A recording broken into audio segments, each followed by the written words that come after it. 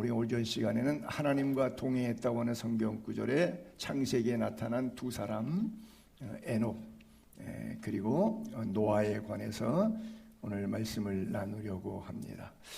자, 하나님과 동행했다 그래요. 에녹 그러면 우리가 생각나는 것이 우리가 불렀던 찬송처럼 주님 앞에 들림받았죠. 죽지 않고 살아서 그냥 하늘로 들림받은 사람이 구약에 두 사람이 있어요. 신약에는 아무도 없습니다. 물론 예수님도 승천하셨는데 죽은 다음에 부활 통해서 승천하신 거고요. 죽음과 관계없이 승천한 사람은 딱 두 사람이 있는데 여러분 잘 아시는 엘리야, 그리고 오늘 본문의 주인공인 에녹. 엘리야 그러면 이해가 가요. 기도하니까 이 백성을 치료하기 위해서 3년 동안 비가 오지 않고 기도했더니 비가 오고 우상이 가득한 땅에 갈멜산에 모아놓고 850대 1 바알과 아세라 단과 여호와 하나님의 단에 성령의 불길이 임해서 누가 과연 참 하나님인지 비를 내리고 물을 내리고 불을 내리고 성령의 임재를 경험케 해줬던 정말 전무후무한 선지자 가운데 가장 대표적인 사람이니까 훌륭하신 선지자님이니까 그냥 승천해도 되겠다. 우리가 점수를 줄 수가 있어요. 근데 에녹은 뭐지? 스토리가 전혀 없어요. 그냥 이렇게 써 있어요. 무두셀라를 65세에 낳은 후에 300년과 하나님과 동행하며 자녀를 낳았으며, 그의 스토리 가운데는 엘리야 같은 스토리는 하나도 없고 딱 한 토막 건질 수 있는 스토리가 무두셀라를 낳았다, 자녀를 낳았다. 나하고 쌤쌤이네. 여러분하고 별로 다르지 않아요. 그런데 그것 갖고 애 낳고 살다가 죽었는데 승천할 정도로 죽음을 보지 않도록 하나님께서 특별한 은혜를 주셨다. I don't know. 저는 모르겠습니다. 주석에도 답은 안 나와요. 그래요. 그냥 여러분들이 각자 알아서 왜 그랬는지는 하나님 마음이니까 생각하시면 될 것 같아요. 그러나 하나 녹록하지 않은 것은 자녀를 낳았다는 그 단어 속에서도 우리가 살아보고 애들 길러보니까 이게 장난이 아니거든요. 그렇죠? 소리도 하고 어렸을 땐 자기 감정으로 애들을 두들겨 패기도 하고 컸을 때 사춘기 때 애들이 속색인다든지 여러 가지 현상들이 올 때마다 자녀를 기르면서도 경건한 신앙생활 하기가 쉬운 거는 아닙니다. 그렇죠? 나이가 더 먹으면 이제 리더십이 바뀌니까 부모에게 욕하는 자녀, 부모를 폭행하는 자녀에 이르기까지 이게 만만치 않아요. 근데 자녀를 낳았다는 것은 그래서 승려로 살지 않고 수녀로 살지 않고 소갈이 한 바 작지 않은 그런 우리와 방불한 삶 가운데 살면서도 믿음을 잃어버리지 않았다. 우리의 삶의 우선순위가 자녀 낳고 하다 보면 경제적으로 시간적으로 우선순위가 다 뺏길 수밖에 없는 상황인데도 불구하고 에녹은 그 우선순위를 하나님과 동행하는 데 두어서 삶에 뺏기지 않았다. 우리는 그런 생각도 유추해 볼 수가 있을 것 같아요. 하나님과 동행, 여러분들은 어떨 때 하나님이 동행하는 걸 느끼세요? 병들었을 때 기도했더니 하나님이 낫게 해주시고, 사업이 어려울 때 하나님께 기도했더니 경제적으로 풀어주시고, 인간관계 어려웠는데 하나님께서 마음을 만져주셔서 이렇게 풀어주시고, 그때 하나님이 계시구나, 하나님이 나와 함께 하시는구나 라고 동행을 느낀다면 틀린 신앙생활 하고 계시는 겁니다. 병들 때도 망할 때도 안 될 때도 인간관계 다 무너질 때, 물론 내 죄에 의해서 파생되는 죄값이라 그러면 그건 별개의 문제지만 신앙생활하고 하나님과 동행하는 것 때문에 이런 일들이 파생돼도 예수 잘 믿으면 복 받아야지, 헌금했으니까 30배, 60배, 100배 축복 받아야지, 왜 헌금도 하고 주일 성수도 하고 예배도 잘 드리는데 왜 나한테 이런 일이 생기지? 라고 생각하면 당신은 당신의 하나님을 믿은 것이지 성경에 있는 하나님을 믿은 건 아니에요. 근데 대부분의 99%는 자기의 하나님을 믿지 성경에 있는 하나님을 믿지는 않습니다. 그래서 이 교회가 존재하는 거예요. 우리는 하나님께서 우리에게 하시는 말씀을 성경 속에서 들을 수 있어야 되지, 내 상황과 감정과 살아왔던 경험의 상식에 의해서 느끼는 하나님, 하나님이 나와 동행한다, 왜 하나님 나 안 도와주지, 하나님이 나와 동행하지 않지? 라고 생각하는 것에서 하나님을 찾으면 안 되는데, 대부분은 하나님과의 동행을 그렇게 생각한다고 하는 것이죠. 그러니까 맨날 왔다리 갔다리 하고, 맨날 원망 불평하고, 맨날 시기 질투하고, 남 험담하고 그러는 거예요. 보세요, 똑같아요. 이스라엘 백성들이 40년 광야에서 갈 때 회막 위에 구름, 낮에는 구름 기둥, 밤에는 불 기둥이 있어서 마음대로 행진한 것이 아니라, 모세가 가자고 하는 곳으로 간 것이 아니라 구름 기둥, 불 기둥이 갈 길을 정했어요. 그렇잖아요. 그러니까 얘가 2주간이면 갈 수 있는 시나이 반도의 직진 코스를 놔두고, 그것도 이집트에서 알렉산드리아 북쪽 람셋에 살았던 그들이 해안선을 따라가게 되면 훨씬 더 쉬운데, 술광야, 바란광야, 시내광야까지 내려와가지고 더 험한 길로 도는 거예요. 무슨 길이든지 자연지형은요, 해안길이 차라리 더 낫습니다. 근데 그렇게 가지 않고 보름 만에 갈 수 있는 걸 40년 동안 돌리는데, 모세가 돌린 게 아니에요. 모세가 조리질한 게 아니에요. 구름기둥, 불기둥이 바를 형성하면 천막 걷어서 가고, 바가 퍼져서 쭉 움직이지 않으면 있었어요. 움직이면 그때 구름기둥, 불기둥 따라갔기 때문에, 하나님과 동행이 뭐냐? 멍 때리고 구름 따라가는 겁니다. 이거 쉬운 일입니까? 어렵죠. 거의 불가능합니다. 그러니까 만나 먹어도 이 박한 식물, 하찮은 식물, 이제 싫다. 하나님의 은혜도 싫은 거예요. 내 멋대로 좀 갔으면 좋겠는데, 내 멋대로 좀 살고 싶은데 하나님이 움직여주질 않는 거예요. 그냥 머무는 거예요. 그리고 나 여기 너무 행복하고 지금 좋은데 삶을 흔들어 갖고 또 구름이 이동해 버리는 거예요. 또 다른 광야로 이끌어 버리는 거예요. 너무 싫은 거예요. 하나님이 왜 이렇게 하시는 것이지? 자, 하나님과 동행하는 게 쉽습니까? 이런 하나님과 동행하시고 싶습니까? 그래서 우리가 하나님과 동행 못하는 거예요. 교회는 50년 다녔지만 당신은 하나님과 동행한 적이 없어요. 당신 고집대로 예수 믿고 당신 고집대로 살아왔을 뿐이죠. 에녹은 1000년씩 살던 10대의 조상 가운데 3분의 1밖에 못 사는 요절한 사람입니다. 정말 하나님과 동행하고 축복받은 사람이라면 제일 장수해야 되겠죠. 물론 그의 아들이 대신 최장수 969세를 산 무두셀라이기는 해요. 우리는 남달리 잘 믿는 것처럼 보이는 사람들, 교회 일 열심히 하고 충성 많이 하는 것 같은 보이는 사람들 조심해야 됩니다. 늘 해마다 느끼는 것이 연약하기 때문에, 부족하기 때문에 하나님을 더 의지하고 주님께 무릎 한 번 더 꿇고 말씀을 펴서 더 많은 시간 읽고, 주님 뜻대로 살게 하옵소서. 주님의 뜻을 구합니다.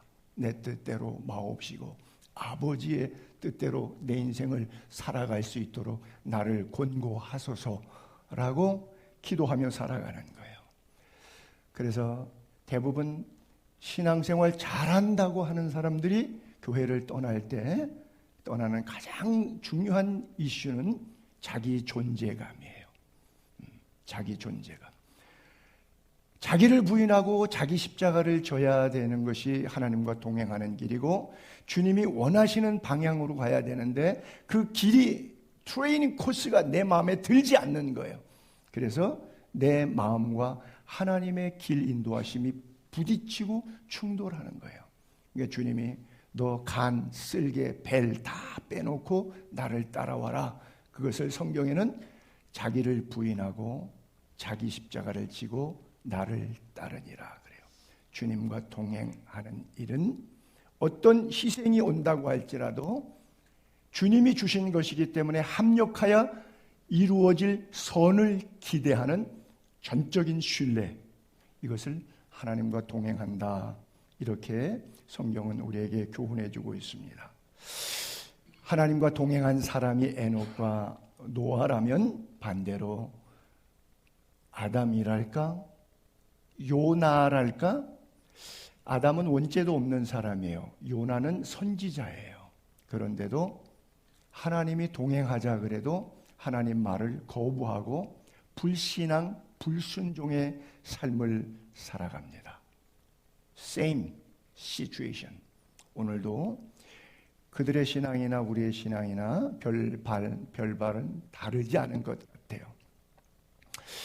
AI에게 에녹이 하나님과 동행했다는 것을 그림으로 그려줘 그랬더니 요따오로 그렸어요. 저는 가끔 이렇게 여러분들의 상상을 성경의 글을 그림으로 상상으로 표현하기 위해서 AI한테 부탁했는데 단 한 번도 마음에 든 적이 아직은 없었어요. 언젠가 제가 내 마음을 충족시켜 줄런지 그래요.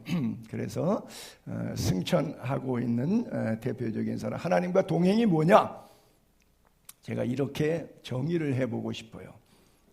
물론 외국어를 써서 죄송한데 우리가 익히 잘 아는 단어니까 코람 데오, 코람은 누구누구 앞에서라는 뜻이고 데오는 하나님. 자, 여러분들이 살인하고 간음하고 도둑질할 때 하나님이 보고 계시면 살인하고 간음하고 도둑질할 수 있을까요? 없을까요? 없을 거예요. 여러분들이 선한 일 할 때 하나님이 보고 알아주시고 계실 때 그 선한 일에 대해서 힘이 더 날까요? 안 날까요? 바로 그 원리예요. 여러분들이 살아가는 일주일 동안의 삶, 가정생활, 직장생활, 삶을 코람돼요. 우리는 언제나 하나님의 임재, 하나님의 시선이 머물러 있다고 생각해야 된다고 하는 하나의 사실. 그리고 또 하나의 명제는 갓들리라고 하는 단어. 제가 늘 종종 자주 사용하는 단어죠. 갓이라고 하는 단어에다가 여기다가 형용사를 어미 변형을 줬어요. 어미를 하나 더 붙였는데 이 어미를 LY자를 붙여서 갓들리, 하나님처럼, 그것을 영어에서는 단어의 해석집에 보게 되면 경건한, 신비로운 그런 뜻으로 해석이 나와요. 오직 하나님처럼 경건하게, 거룩하게 삶을 사는 것, 그것이 아마 하나님과 동행한다라는 단어와 어울리지 않을까 생각해요. 결국 우리 눈에 보이는 것들은 사라집니다. 우리 눈에, 여러분들의 눈에 봤던 것 중에 썩지 않고 사라지지 않고 영원히 존재하는 것 있습니까? 없어요. 우리의 수명보다 자연이 더 길기 때문에 내가 태어나기 전에도 산이 있었는데 죽은 다음에도 그 산은 있습니다. 수명이 나보다 기니까. 그러나 그 산도 마지막 때가 되면 새 하늘과 새 땅이 시작되면 옛 하늘과 옛 바다는 간 곳 없이 사라졌다고 요한계시록 21장에 써 있어요. 이 땅에 영원한 것은 없습니다. 그래서 여러분들이 살아가는 모든 삶에 오늘의 성취감이 있다든지 사람들이 칭찬하거나 사람들이 비난하거나 어떤 상황 속에서도 마음 흔들리지 않고 하나님의 시선으로 나의 삶을 직관할 수 있어야 합니다. 일상의 어떤 작은 결정들, 사고 파는 문제, 언어 사용의 문제, 행동, 시간 활용까지도 영원하신 하나님의 기준 앞에, 말씀 앞에 점검하며 정결하게 살아가야 합니다. 보이지 않는 하나님의 나라를 보는 영적인 눈을 가지고 오늘 하루 지금 나의 삶을 어떻게 살아갈 것인가 끊임없이 질문하면서 성경 속에 답을 얻어야 되는 거예요.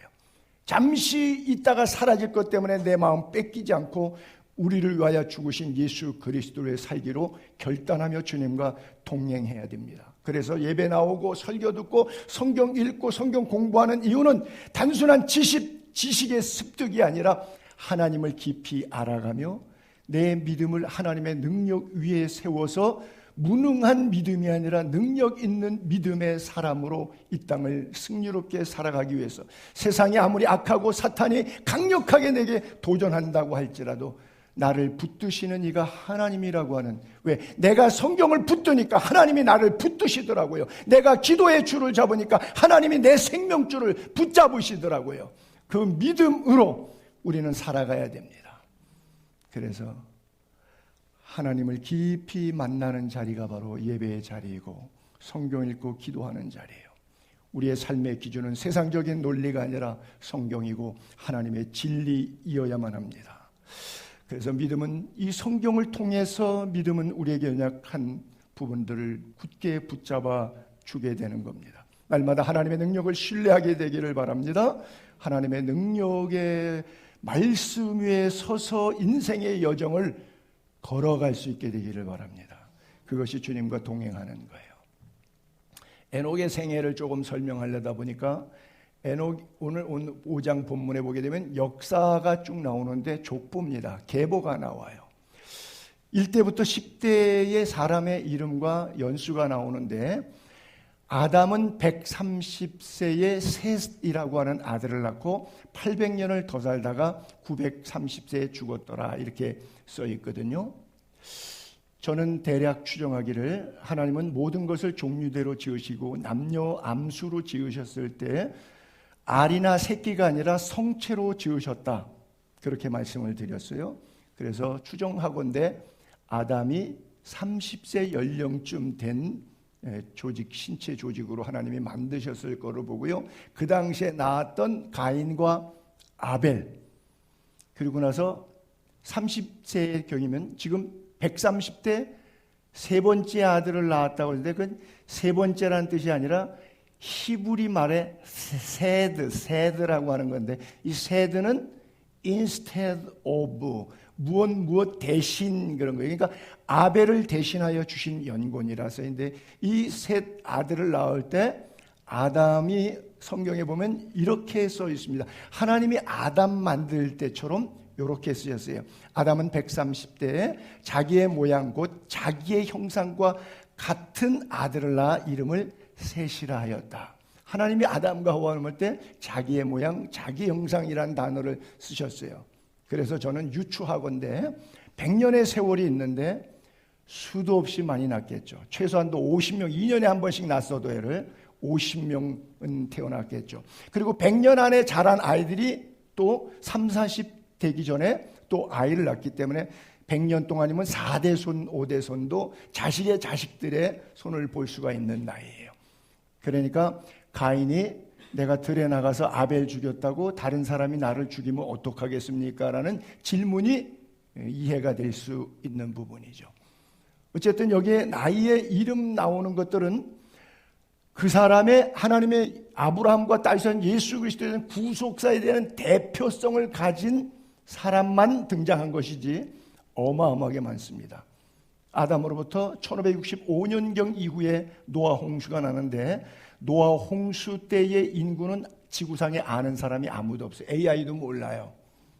알 수가 없어요. 왜? 자료 근거를 토대로 해서 생성해내는데 자료 근거가 전혀 성경이 주지 않으면 인류는 없는 겁니다. 성경에 주지 않기 때문에. 그러나 학자들이 연도 추정에 의해서 사람 인구 분포를 피임하지 않았다는 가정하에서 약 수십억 명 정도 됐을 것이다. 이렇게 보는 학자도 있죠. 어쨌든 아담은 130세에 셋을 낳고 800년을 더 살고 930세에 죽었고요. 셋은 105세에 에노스를 낳고 807년을 더 살다가 912세에 죽습니다. 에노스는 90살에 게난을 낳고 815년을 더 살다가 905년에 죽어요. 게난은 70세에 마할랄레를 낳고 840년을 더 살다가 910세에 죽어요. 마할랄렐은 야렛을 낳는데 162세에 야렛을 낳아요. 65세에 야렛을 낳아요. 그리고 850년 더 살다가 895세가 되고, 야렛은 에녹을 낳을 때 162세에 낳은 거예요. 그러니까 여러분 제가 아까 말씀드린 것처럼 야렛이 결혼해서 처음에 162년 만에 첫 아들 에녹을 낳았다 이렇게 하시면 안 되고요. 그 안에 얼마 수십 명이 더 있는지 몰라요. 그러나 하나님이 특정한 구속사를 위한 선택한 자녀가 있어요. 그것이 이제 에녹은 65세에 무드셀라를 낳습니다. 300년을 더 살다가 하나님이 365세에 데려갑니다. 공교롭게도 365세라고 하는 것이 1년 365일을 카운트하는 것 같아서 또 다른 영적인 의미가 우리의 일생을 총체적으로 담고 있는 그런 뜻이 있는 것 같아요. 무드셀라는 187세 라멕을 낳고 782년을 더 살다가 969세 최장수자입니다. 성경에. 아마 성경뿐 아니라 세계 역사에도 기록이 더 이상 없을 거예요. 969세. 자, 오늘부터 도전합시다. 우리 969세까지 살도록. 자, 또 라멕은 182세에 10대 손이었던 노아를 낳고 595년을 더 살아서 777세. 이 사람이 가장 젊을 때 좀 다른 연도에 비하면 좀 일찍 죽은 편이죠. 자, 노아는 500세 셈, 함, 야벳을 낳습니다. 그리고 세 아들, 여러분 500살 됐을 때 처음 아들을 낳았을까요? 아니죠. 500살 될 때까지 자식이 많은데 노아의 방주에 8식구만 들어갔다. 8식구만 들어갔어요. 근데 노아의 자식 가운데도 부모 안 믿는 사람이 있어요. 여러분 자식 가운데도 지옥 갈 사람이 있잖아요. 여러분 부모 가운데 지옥 간 분들 계시잖아요. 뭐 이거 굉장히 비참한 얘기인데 할 수 없어요. 노아가 500세 때 셈, 함, 야벳을 낳았는데 그 전에 자식이 얼마나 있었는지 몰라요. 그 자식들은 하나님이 구원을 허락하지 않았어요. 하나님과의 동행이 여기서 퀘션 마크로 남아요. 100년 동안 방주를 지고 600살 되던 해 홍수가 옵니다. 홍수 이후 350년을 더 살아서 노아는 950세. 그 다음에 셈부터 갑자기 600세 자식들 500, 400 그리고 200대로 내다가 아브라함 이후로 인류가 팍팍팍 노아 홍수의 수명이 단축됩니다. 자, 그러면 아담의 나이가 지금 여기에 있었던 130년, 105년, 90년, 70년, 65년 이런 식으로 쭉 더하면 에녹이 출생할 때 아담의 나이는 622세입니다. 그러면 에녹과 겹쳐서 같이 산 세월이 300년이 넘어요. 308년을 같이 살았어요. 근데 에녹이 하나님과 동행하는데 아담은 하나님과 동행할 줄을 몰라. 먼저 자가 나중되고 나중자가 먼저 되듯이 우리가 굉장히 중요한 메시지가 이 연표 안에 누가 몇 세를 살다가 누구 낳고 죽었는데 그게 우리하고 뭔 상관이 있어? 라고 생각하실런지 모르겠는데 이 속에 관찰하면 하나님의 메시지가 오늘 나에게 해주시는 생명의 근원의 줄이 있어요.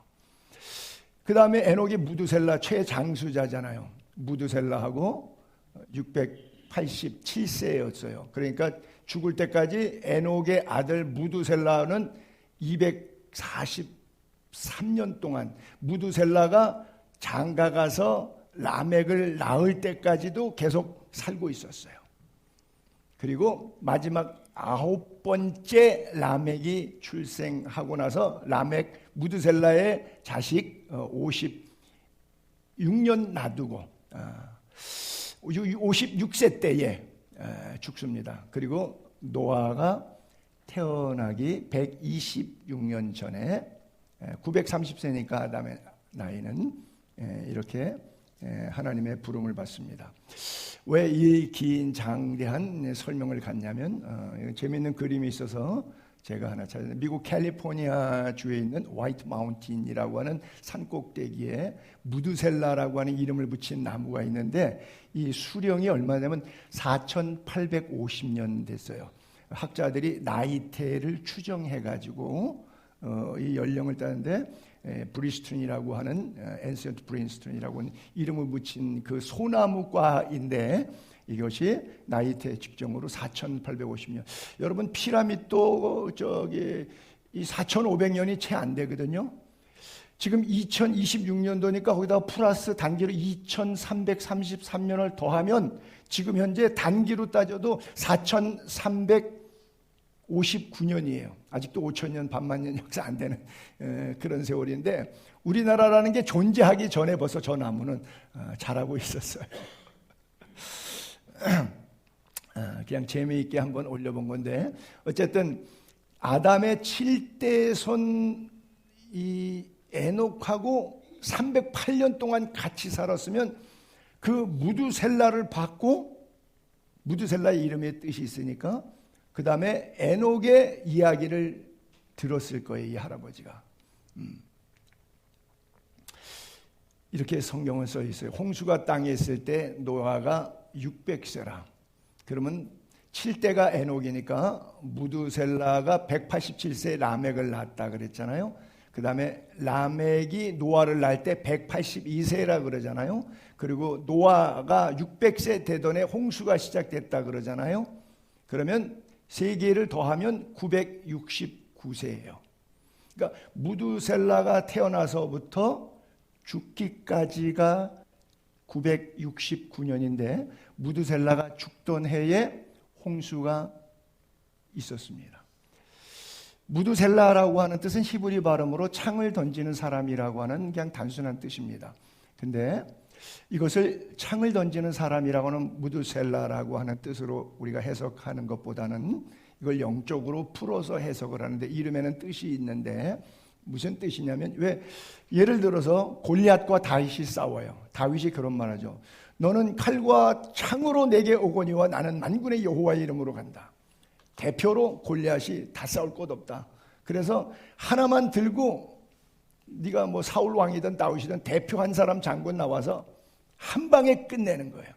그래서 창을 던지는 사람이 지면 다 끝나는 거예요. 지는 거예요. 전쟁에 지는 거예요.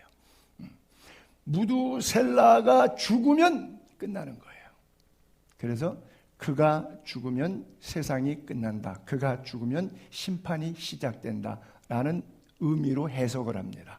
그래서 바로 무두셀라가 죽던 해에 정확하게 홍수 심판이 시작됩니다. 그러면 우리가 여기서 봤던 것처럼 무두셀라를 243년 동안 무두셀라와 같이 살았어요. 즉 아담이 무두셀라야, 무두셀라, 무두셀라 보고 불렀어요. 그렇죠? 그리고 에녹과는 308년을 같이 살았어요. 자, 에녹이 했던 이야기를 유다서 1장에 이렇게 써요. 아담의 7대손 에녹이 그 시대에 살아갔던 사람들에게 늘 설교했습니다. 선지자처럼 늘 설교했어요. 뭐라고 설교했냐? 뭇사람을 심판할 날이 있다. 왜 심판하냐? 모든 경건하지 않은 자가 경건하지 않게 행한 모든 경건하지 않은 일과 또 경건하지 않은 모든 죄인들이 주님을 거슬려 한 모든 악한 말로 말미암아 그들을 정죄하려 하심이니라. 308년 동안 이 설교 들었어요. 여러분 몇 년 동안 제 설교 노후 준비가 아니라 사후 준비입니다라는 얘기가 귀가 따갑게 들었는데 아담은 308년 동안 이 경건의 문제, 갓들리, 하나님처럼 살아야 된다, 하나님과 동행해야 된다는 똑같은 레파토리의 설교를 반복해서 308년 동안 들었어요. 감각이 없어. 여러분이나 아담이나 설교는 설교일 뿐 손 목사 키 큰 놈이 거기서 앞에서 흥분해봐야 내 삶에 도움 안 돼. 너 나는 내 길을 갈 거야. My way. 일주일에 한번 나와주니까 너 고마운 줄 알아. 이것이 우리들의 신앙생활의 다인 거예요. 고맙죠? 그럼요. 하나님의 심판을 무시하고 사는 사람들, 경건하지 않게 갓들리처럼 살지 않는 사람들, 결국 정죄의 날이 반드시 온다는 것에 대해서 무감각하게 살아가는 사람들, 지구의 대부분의 사람들입니다. 그 당시에 오고 가는 세월 속에 1000년씩 살면서 그 수억 명의 사람들이 왜 하나님의 노아 홍수로 멸망받을 수밖에 없었겠습니까? 하나님은 오늘도 하나님과 동행하기를 원하십니다. 종말론적인 설교가였던 에녹의 메시지가 오늘도 우리에게 하나님과 어떻게 동행하는 것인지를 이야기해 주고 있습니다. 에덴 동산에서 만약 하나님의 음성을 듣고 아담과 하와가 숨고 피하는 것이 아니라 하나님 내가 잘못했어요 회개했더라면, 에녹의 이 예언적 설교를 듣고 그 시대의 인류가 회개했더라면 노아의 홍수는 하나님이 중지시켰을 겁니다. 소돔과 고모라의 백성이 롯의 설교를 듣고 더 이상 동성애와 타락의 길로 가지 않았더라면 유황불로 심판받지 않았을 겁니다. 예수님이 2000년 전에 오셔서 회개하라 천국이 가까웠냐 그렇게 목이 아프도록 외쳤을 때 그들이 회개했다면 예수를 십자가에 못 박는 어리석은 행동을 하지 않았을 겁니다. 지금도 매 주일 수만 수천 개의 교회, 수백만 수천만의 사람들이 교회에 나가서 설교를 듣고 있습니다. 설교는 설교일 뿐 내 삶에 무슨 상관이 있느냐? 하나님은 천지와 사람을 창조하셨습니다. 하나님이 천지를 창조하셨고 하나님이 사람을 창조하셨습니다. 그러나 하나님을 떠난 인류가 타락되었지만 예수 그리스도를 보내서 우리 인류를 구원하셨습니다. 우리에게 육신의 장막을 벗는 날이 있습니다. 우리가 죽음을 맞이하는 그날 바로 시작됩니다. 심판과 천국 가는 길과 지옥 가는 길, 어떤 길로 가고 있습니까? 여러분들의 조상들이 대부분 다 어디로 갔습니까? 언젠가 우리가 옷을 갈아입습니다. 지금은 교회 오실 때 내가 내 손으로 옷을 갈아입습니다. 어느 날 중환자실에서 더 이상 기저귀 갈아주지 않고 내 옷을 벗기고 수의로 갈아입히는 손이 있습니다. 그날은 짧게 금방 생각보다 빨리 옵니다. 그것은 사람이 합니다. 염하는 사람이 직업 장례사가 합니다. 그런데 사람이 못하는 게 하나 있고 하나님이 하시는 게 하나 있어요. 우리가 죽었을 때 천국에서 혼인잔치에 참여케 하시려고 우리에게 하얀 세마포옷을 갈아입혀 주십니다. 이것이 우리 성도의 행실이라고 성경은 기록하고 있습니다. 주님의 손으로 우리의 허물과 죄가 많은 옛사람을 벗어버리시고 새 사람으로 정결한 세마포로 천국 잔치에, 어린 양의 혼인잔치에 참여할 수 있는 마땅한 예복으로 하나님 손길로 우리 옷을 갈아입혀 주십니다.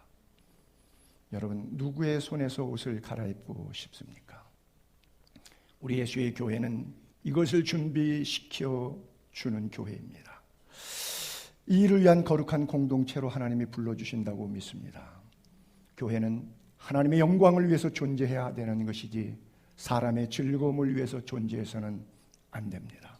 말씀을 정리하면서 하나님과의 동행하는 자의 특징이 있습니다. 두 가지, 종의 자세와 하나는 은혜를 아는 자세가 필요합니다.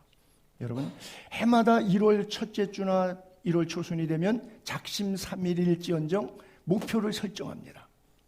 근데 그 목표 설정, 저도 65년을 살았는데 한 번도 이루어지지 않은 것 같은데요. 뭐 운동을 해야지, 뭘 해야지, 성경 10독을 끝내야지 금년은, 뭐 이런 거. 자, 목표 설정으로 되지 않고 뭘로 되느냐? 습관을 바꾸셔야 돼요. 언어와 습관을 바꾸세요. 언어와 습관을 바꾸면 거기에 새로운 목표의 지향점의 시작이 됩니다. 주님은 우리의 신앙생활을 종의 자세를 표현해주고 있어요. 누가 누구에게 어떤 종이 있어요. 몸종이 밭에서 일하다가 돌아오면 어떤 주인이 야 수고했어 와서 앉아 이렇게 말하는 고대 노예사회에 이런 주인은 없다는 얘기입니다. 오히려 말하기를 땀 흘리고 노동하고 돌아온 종에게 야 내 먹을 것 준비하고 너 허리띠 띠고 팔 걷어 제치고 내가 먹고 마실 동안에 부엌과 사랑채 들락날락하면서 밥상 날러 그릇 날러 그리고 나 밥 먹고 다 배부르고 끝나고 나면 그 다음에 설거지 한 다음에 너 먹든지 말든지 네가 알아서 해. 고대 사회는 그랬다는 거예요. 그 명령했다고 해서 종이 잘했다 그런 적은 현대 기업 사회 직장 구조 속에서는 잘 이해가 안 되지만 노예 사회는 이런 사회였어요. 이와 같이 너희도 명령받은 것을 다 행한 후에 이르기를 우리는 무익한 종이라 우리의 하여야 할 일을 한 것뿐이라 할지니라 그랬어요. 청량리에 있는 교회 한 500~600명 되는 큰 교회인데 목사님 이름을 잊어버렸는데 그 목사님이 교회를 아주 청량에 크게 잘 짓고 수십 년 동안 엄청나게 부흥을 그 당시에 일으켰고 후임자에게 물려주고 그리고 그 교회에 마지막 이취임 고별 설교를 하시는데 앞에 나와서 설교하는데 10초도 안 걸렸어요. 그동안 감사했습니다.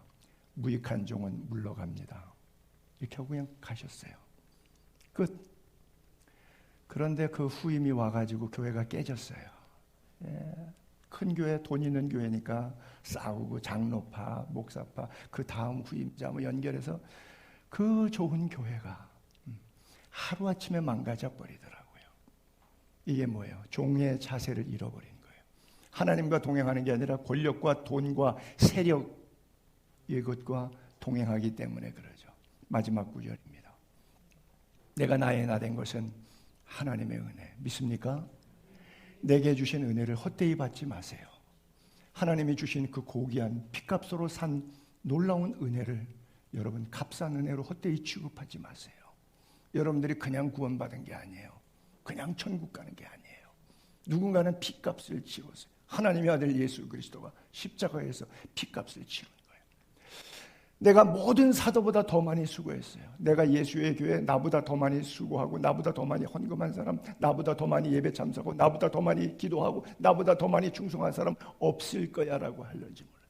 내가 모든 사도보다 12사도보다 더 많이 수고했다고 당당하게 말합니다. 사도 바울은 12사도에 들지도 않았지만 후반의 주자이면 그럼에도 불구하고 모든 사도보다 더 많이 수고했다. 근데 내가 한 것이 아니라 오직 나와 함께 하신 하나님의 은혜로다.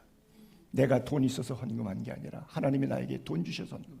내가 힘이 있어서 봉사한 게 아니라 하나님이 내게 건강 주셔서 봉사한 것이라고 하는 것이죠. 모든 사도보다 더 많이 수고했지만 내가 한 것이 아니라고. 왜? 그가 약할수록 강하게 하시는 하나님을 느꼈고 육체의 가시와 질병의 고통 속에 부르짖어 3번씩 간구할 때도 들어주시지 않지만 안 들어주시는 것이 응답의 한 표현으로 은혜로 받아들였다는 이 놀라운 사실. 그리고 셋째 하늘까지 올라가는 신비의 영광을 체험했지만 가히 너희에게 이르지 않겠노라. 너희가 달리 생각할까 봐. 우리는 조그만 거 뭐 있어도 영적 우월주의, 내가 기도했더니 그렇게 됐잖아 라고서 내 기도가 하나님과 직통 계시받는 능력이 있는 사자로 이렇게 둔갑시켜서 표현하는 이 시대 속에 그는 셋째 하늘에 가서 보고 들어도 겸손하게 종의 자세로 신앙생활하는 것, 하나님의 은혜로 신앙생활하는 것 정말 어렵습니다. 죄송합니다. 오늘까지 제가 목회하면서 교회에서 단 한 명도 본 적이 없어요. 단 한 번도 느낀 적이 없어요. 마지막 은퇴하거나 내가 하나님 나라 갈 때까지 내 눈앞에 그런 일이 없을런지도 모르겠어요. 늘 자책하면서 종의 자세로 하나님의 은혜라 생각. 내가 받을 수 있는 은혜가 전혀 은혜 받을 수 있는 존재가 아닌데 비참하게 죽어도 아무 할 말이 없는 죄인 괴수에 불과한데 내 안에 있는 분노와 혈기와 욕망으로 인해서 하나님의 아들 예수 그리스도를 또 십자가에 못 박는 어리석은 일들을 자행하면서 교회에서 왕노릇하여 하나님 앞에 겸손히 신앙생활해서 주님과 동행하는 우리 예수의 교회 지체들 다 될 수 있기를 주님의 거룩하신 이름으로 두 손 들어 축복합니다. 기도하겠습니다. 고마우신 아버지 참 감사합니다. 늘 울어도 눈물로도 다 갚을 수 없는 귀한 은혜가 비참한 죄인의 생애 가운데 찾아오셔 베풀어 주신 하나님의 그 놀라운 사랑, 어떻게 표현할 길이 없고 갚을 길이 없는데 그럼에도 불구하고 아직도 내 안에 꿈틀거리는 죄성은 나로 하여금 하나님과 사람 앞에 교만하며 오만하며 방자히 행하며 불충하며 불순종하며 타락과 방종과 죄악 가운데 육체를 불의의 병기로 드리고 살아갑니까?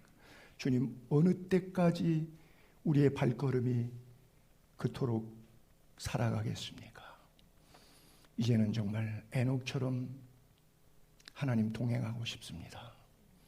하나님 동행하는 길이 어떤 길인지, 어떤 희생도 주님이 지옥으로 가시면 나도 주님이 가시기에 지옥까지 따라가겠다고 하는 동행하는 은혜가 우리 모두에게 있어지게 하옵소서.